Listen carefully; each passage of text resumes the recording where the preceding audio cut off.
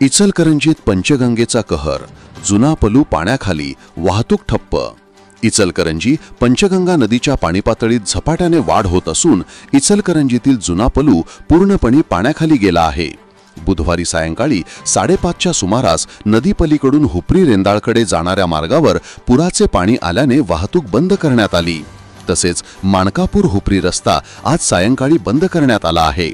त्यामुळे इचलकरंजी शहराचा माणकापूर, हुपरी, रेंदाळ आणि कागल यांच्याशी थेट संपर्क तुटला आहे।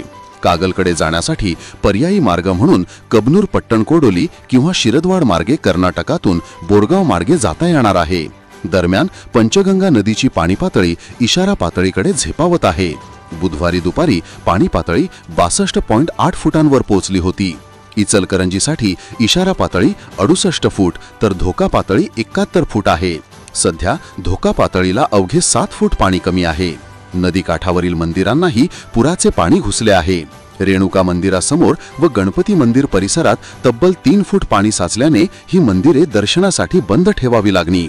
तसेच नदी घाटावरील स्मशानभूमी ही पाण्याखाली गेल्याने अंत्यविधींसाठी नागरिकांना शहापूर स्मशानभूमीकडे जावे लागत आहे।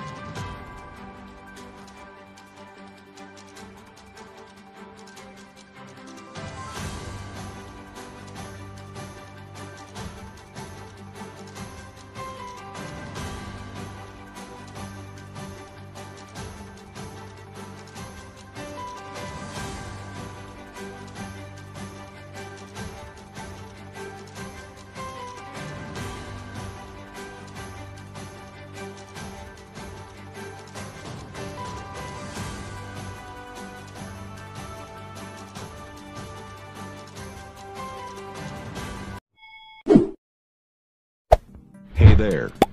Subscribe to my channel. And also press this bell icon.